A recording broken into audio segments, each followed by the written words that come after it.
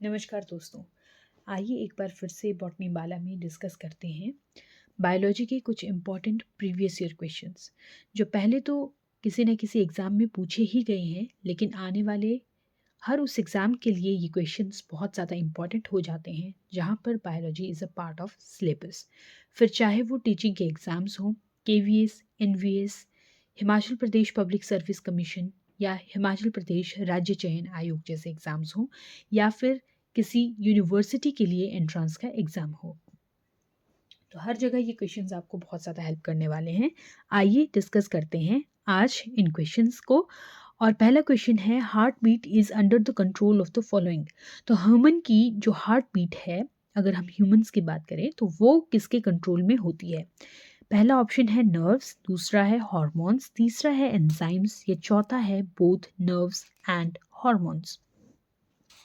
तो जो हमारी हार्ट बीट होती है वो नर्व्स और हार्मोन्स दोनों के कंट्रोल में होती है।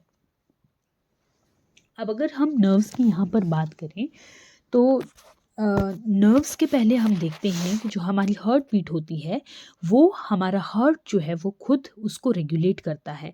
हार्ट बीट जो है वो खुद हार्ट में प्रोड्यूस होती है। कार्डियक जो टिश्यूज़ वहाँ पर नोडल टिश्यू प्रेजेंट होते हैं वो उसको प्रोड्यूस करते हैं हार्ट बीट को, जिसमें जो पेस मेकर ऑफ हार्ट है जिसको ऐसे नोट कहा जाता है वो बहुत इंपॉर्टेंट रोल प्ले करती है। तो क्योंकि ये जो हार्ट बीट है ये हार्ट पे खुद ही बनती है, तो हार्ट को इसीलिए हम क्या कहते हैं, मायोजेनिक कहते हैं। हार्ट को हम मायोजेनिक कहते हैं। अब ये जो हार्ट बीट है इसका जब हम कंट्रोल और कोऑर्डिनेशन देखते हैं तो ये नर्व्स और हार्मोन्स दोनों से ही कैरी आउट किया जाता है। अगर हम नर्व्स की बात करें तो नर्वस सिस्टम में जो पेरिफेरल नर्वस सिस्टम है उसमें ऑटोनॉमस नर्वस सिस्टम जो है, जो इनवॉलेंट्री ऑर्गन्स को कंट्रोल करता है। ऑटोनॉमस नर्वस सिस्टम को नर्वस सिस्टम में जो सिंपैथेटिक नर्व्स और पैरासिम्पैथेटिक नर्व्स हैं वो दोनों ही हार्ट बीट को कंट्रोल करती हैं। जैसे सिंपैथेटिक नर्व्स जो हैं उनमें अ, अ, उनके थ्रू जो क्या है हार्ट बीट इंक्रीज होती है। सिंपैथेटिक नर्वस सिस्टम में हार्ट बीट इंक्रीज होती है। एक्शन पोटेंशियल जो है उसका कंडक्शन भी इंक्रीज होता है, जिसकी वजह से जो कार्डियक आउटपुट है वो भी इंक्रीज होता है। तो हार्ट बीट इंक्रीज होती है कब? जब ये sympathetic nervous system which is a part of autonomous nervous system वो एक्ट करता है। और यही हार्ट बीट जो है ये स्लो डाउन हो जाएगी जब यहाँ पर पैरासिम्पैथेटिक नर्वस सिस्टम जो है वो काम करना शुरू करेगा। तो पैरासिम्पैथेटिक नर्व्स जब एक्ट करती हैं तो हार्ट बीट स्लो डाउन हो जाती है और कार्डियक आउटपुट जो है वो भी कम हो जाता है। अगर आपसे क्वेश्चन ये पूछ लिया जाए कि सिंपैथेटिक नर्व्स जो हैं वो किस हार्मोन को प्रोड्यूस करती हैं, तो सिंपैथेटिक हार्मोन नर्व्स जो हैं वो खुद प्रोड्यूस नहीं करती हैं, लेकिन वो स्टिमुलेट करती हैं एड्रिनल मेडुला को एपिनेफ्रिन और नॉर एपिनेफ्रिन को सिंथेसाइज करने के लिए। और जो सिंपैथेटिक नर्व्स हैं उनकी वजह से जो एसिटाइल कोलिन है वो प्रोड्यूस होता है। तो ये जो हार्मोन्स हैं जिसमें एड्रिनल मेडुला से सिक्रीट होने वाला एपिनेफ्रिन और जो नॉर एपिनेफ्रिन है ये भी एक्ट करता है। तो इस वजह से जो हार्ट बीट है वो नर्व्स और हार्मोन्स दोनों से कंट्रोल होती है। और क्योंकि हार्ट एक इनवॉलेंट्री ऑर्गन है, इनवॉलेंट्री ऑर्गन का मतलब ये हमारे कंट्रोल में नहीं है, ये खुद ही बीट करता है, खुद ही इसकी जो पंपिंग है वो होती है। तो ब्रेन का वो पार्ट जहाँ पर इन्वॉलेंट्री ऑर्गन्स को कंट्रोल किया जाता है वो है मेडुला ऑब्लोंगेटा। तो वहाँ पर स्पेशल न्यूरल सेंटर जो है वो ऑटोनोमस नर्वस सिस्टम को क्या करते हैं, कंट्रोल करते हैं। नेक्स्ट क्वेश्चन देखते हैं, electroneutrality of blood is maintained by. तो जो ब्लड है वो इलेक्ट्रॉन जो इलेक्ट्रिकली है वो न्यूट्रल होता है, और या उसमें कहें जो आयंस का जो चार्ज होता है उसके केस में ये न्यूट्रल होता है। तो ये इलेक्ट्रोन्यूट्रलिटी किस वजह से मेंटेन होती है? ऑप्शन दिए गए हैं, हैम्बर्गर्स फिनोमिनन, हैरिंग बेरुअर्स रिफ्लेक्स या हेल्डेने इफेक्ट या न्यूमोटैक्सिक सेंटर। तो जो इलेक्ट्रोन्यूट्रलिटी है ब्लड की वो मेंटेन की जाती है हैम्बर्गर्स फिनोमिनन से। हैम्बर्गर फिनोमिनन को ही हम क्लोराइड शिफ्ट भी कहते हैं। Chloride shift. अब ये क्लोराइड शिफ्ट होता क्या है इसको समझते हैं। हमारा ब्लड जो है उसमें आरबीसीज प्रेजेंट होती हैं। ह्यूमन ब्लड में अगर हम ह्यूमंस की बात करें, वैसे आरबीसीज ममीलियन ब्लड में प्रेजेंट हैं। तो ये जो आरबीसी हैं इनका काम क्या है, ऑक्सीजनेटेड ब्लड को अलग अलग टिश्यूज तक हार्ट थ्रू जो हार्ट पंप करेगा उसके थ्रू उसको पहुंचाना। तो ये आरबीसीज क्या हैं, ये ब्लड को ऑक्सीजनेटेड करती हैं। ठीक है, आरबीसीज के अंदर हीमोग्लोबिन प्रेजेंट है और ये इनका काम क्या होता है, ऑक्सीजन को टिश्यूज तक पहुंचाना। तो अभी ये जो आरबीसी हैं, जब इन्होंने टिश्यू में अपना ब्लड पहुंचा दिया, सपोज ये आरबीसी है, यहाँ से ऑक्सीजन बाहर गई और कार्बन डाइऑक्साइड क्या है, भीतर डिफ्यूज इन हुई। तो अब यहाँ पर जब इस आरबीसी में कार्बन डाइऑक्साइड अंदर आ गई है, तो ये कार्बन डाइऑक्साइड यहाँ पर वाटर मॉलिक्यूल के साथ मिलकर बनाती है कार्बोनिक एसिड H2CO3। और ये जो कार्बोनेट है ये फर्दर जो है ये डिसोसिएट हो जाते हैं इस आरबीसी के अंदर ही H पॉजिटिव आयन और बाइकार्बोनेट आयंस में HCO3 नेगेटिव आयंस में ये डिसोसिएट हो जाते हैं। अब ये जो सारा का सारा प्रोसेस हो रहा है, चाहे वो इस कार्बोनिक एसिड का बनना है या फिर कार्बोनेट आयंस जो हैं उनका बनना है, ये सारा का सारा जो प्रोसेस हो रहा है ये हो रहा है एक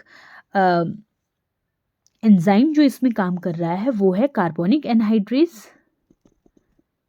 कार्बोनिक एनहाइड्रेज, और इस कार्बोनिक एनहाइड्रेज के लिए जो इम्पोर्टेंट एक मेटल आयन है वो है जिंक। ठीक है, तो ये कार्बोनिक एनहाइड्रेज के केस में ये प्रोसेस जो है वो हमारे आरबीसी में चल रही है, जिसमें carbon dioxide is getting converted into this bicarbonate ion. अब जब ये बाइकार्बोनेट आयन आरबीसी में बहुत ज़्यादा बन जाते हैं, इनकी कंसंट्रेशन बहुत ज़्यादा हो जाती है, तो ये इस आरबीसी से बाहर निकलना स्टार्ट कर देते हैं। और क्योंकि ये इलेक्ट्रिकली क्या हैं, अगर हम इनका चार्ज देखें तो ये कैसे हैं, नेगेटिवली चार्ज्ड मॉलिक्यूल्स हैं। तो ये जो नेगेटिवली चार्ज्ड मॉलिक्यूल्स हैं इनको यहाँ पर बैलेंस करने के लिए, क्योंकि ये तो अभी यहाँ से डिफ्यूज़ आउट कर जाएंगे, तो यहाँ पर जो इसका इलेक्ट्रोस्टैटिक न्यूट्रलिटी है वो मेंटेन रहे, उसको मेंटेन करने के लिए क्या है, इसके बदले में यहाँ पर क्या है, क्लोराइड आयन जो है वो इस आरबीसी के भीतर चले जाते हैं।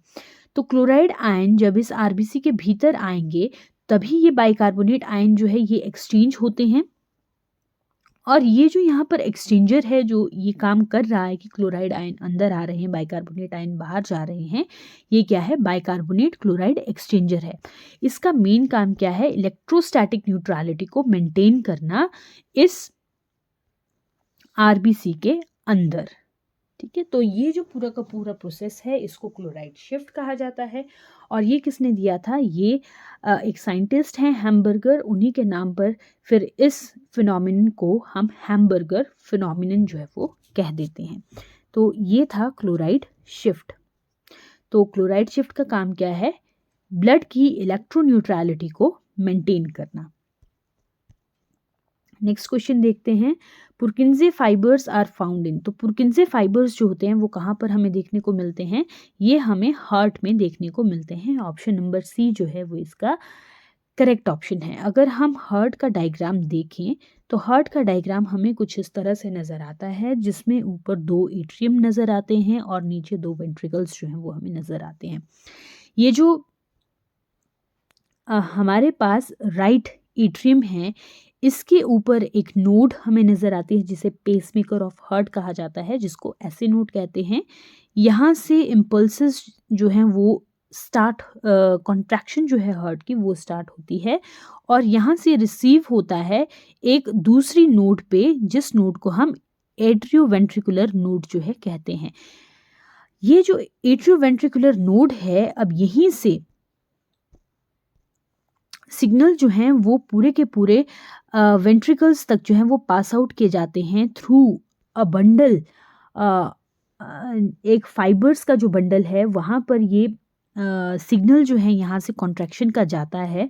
और ये जो पुरकिंजे फाइबर है यही वो स्ट्रक्चर है जो इस इम्पल्स को एवी नोड से वेंट्रिकल्स तक लेकर जाता है। और आगे चलकर यही जो पुरकिंजे फाइबर है ये दो ब्रांचेस में डिवाइड कर देती है, और ये ब्रांचेस एक राइट साइड को चली जाती है और एक लेफ्ट साइड को चली जाती है। ठीक है, और ये आगे चलकर किस में कन्वर्ट हो जाती है, बंडल ऑफ हिस में ये कन्वर्ट हो जाती है। तो ये हार्ट की रिदम को मेंटेन करने के लिए पुरकिंजे फाइबर्स जो हैं ये बहुत ज़्यादा इम्पॉर्टेंट होते हैं। एक सिंक्रोनाइज्ड वे में हार्ट जो है वो कॉन्ट्रैक्ट करता रहे उसके लिए ये पुरकिंजे फाइबर्स डेडिकेटेड होते हैं। नेक्स्ट क्वेश्चन देखते हैं। The normal pH of atrial blood is. तो जो एट्रियल ब्लड या हम ब्लड की ही बात करें तो ब्लड की जो ओवरऑल नॉर्मल पीएच है वो क्या होती है, it is slightly acidic. Slightly acidic का मतलब इट इज 7.4 जो है इसका पीएच होता है। एसिडिक नहीं, सॉरी, स्लाइटली अल्केलाइन होता है ये 7.4। एसिडिक तो 6.8 हो जाएगा। It is slightly alkaline 7.4। वैसे जो इसकी रेंज को अगर हम देखें तो वो 7.35 से लेकर 7.44 जो है ये एक नॉर्मल रेंज में आता है, जिसके बीच में बॉडी का जो मेटाबॉलिक प्रोसेस है वो बिल्कुल अच्छे से काम करते हैं। और अगेन अगर यहाँ पर पूछा जाए कि ये जो पीएच है इसको मेंटेन करने का काम यहाँ पर कौन करता है, तो there is a chemical buffer जिसको हम बाइकार्बोनेट आयन कहते हैं। HCO3 नेगेटिव आयंस जो हैं ये एज अ बफर काम करता है, जो ब्लड को बहुत ज़्यादा एसिडिक होने से रोकेगा और बहुत ज़्यादा एल्केलाइन होने से रोकेगा, बहुत ज़्यादा बेसिक होने से रोकता है। तो नॉर्मल पीएच क्या है, it is 7.4 which is slightly alkaline. Next देखते हैं। The normal systolic blood pressure of healthy adult human being is. तो हेल्दी अडल्ट ह्यूमन बीइंग का जो सिस्टोलिक ब्लड प्रेशर होता है उसकी अगर हम बात करें तो वो होता है 90 to 120 mmHg। Option number B इसका करेक्ट ऑप्शन है। सिस्टोलिक का मतलब क्या है, पहले ब्लड प्रेशर को देख लेते हैं। Blood pressure is adult human का जो आर्टरीज हैं उन आर्टरीज में कितना प्रेशर है ब्लड का जब हार्ट कितना प्रेशर है ब्लड का जब वो वहाँ से गुजर रहा है। और कब सिस्टोल का मतलब क्या है, जब कॉन्ट्रैक्शन हो रही है। सिस्टोल क्या है, हार्ट जब कॉन्ट्रैक्ट कर रहा है। तो हार्ट में जब कॉन्ट्रैक्शन हो रही है उस वक्त कितना ब्लड प्रेशर होगा, तो that is systolic blood pressure. और जब हार्ट रेस्ट पे है जिसको हम क्या कहते हैं, डायस्टोल कहते हैं। तो हार्ट जब रेस्ट पे है तब कितना प्रेशर होगा उसको डायस्टोलिक ब्लड प्रेशर कहते हैं। तो सिस्टोल जब हार्ट कॉन्ट्रैक्ट कर रहा हो तो ऑब्वियस है कि प्रेशर जो है ज़्यादा होगा ब्लड का। तो नॉर्मल जो रेंज रखी गई है वो है 90 to 120 mmHg। और जब हार्ट रेस्ट पे होता है उस दौरान जो हमारी आर्टरीज हैं उसके बीच में जो ब्लड प्रेशर होना चाहिए, it must be 60 to 80 mmHg, that is considered as normal. तो ये जो 60 to 80 mmHg दिया गया है ये है डायस्टोल का।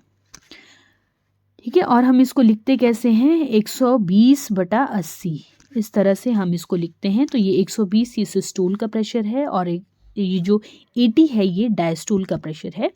Otherwise 90 to 120 systolic blood pressure है नॉर्मल, और 60 to 80 mmHg जो है ये डायस्टोलिक प्रेशर है नॉर्मल।